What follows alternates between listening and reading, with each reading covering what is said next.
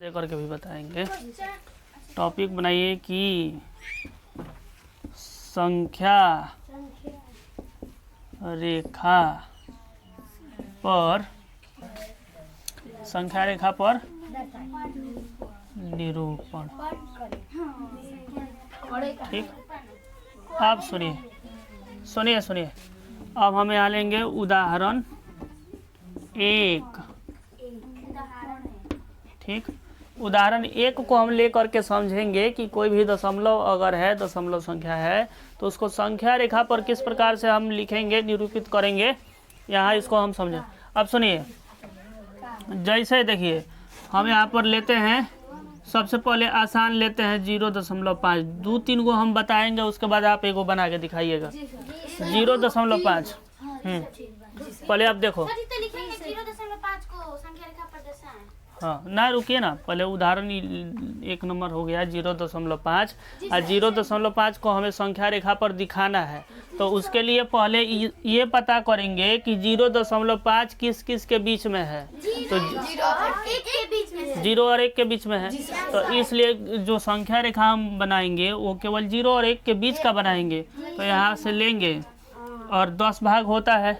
तो 1 2 3 4 5 6 7 8 9 10 ना, यहाँ 1 हो जाएगा और उसके बाद 1 से 2 होता है, 2 से 3 होता है और यहाँ 0 हो जाएगा। इस तरह से होता है। लेकिन हमें जो अभी दर्शाना है वो 0.5 है और ये 0 और 1 के बीच है। तो यहाँ से गिनती करेंगे हम 0 से। तो 0 से 5 कहाँ आएगा? 1 2 3 4 5 यहाँ आएगा। तो 0.5 यहाँ पर हम लिख देंगे, हो गया निरूपण। 9 को पाई पारिएगा तो 10वां भाग यहाँ पर नहीं हो जाएगा। 1 2 3 4 5 6 7 8 9 और 10। ठीक,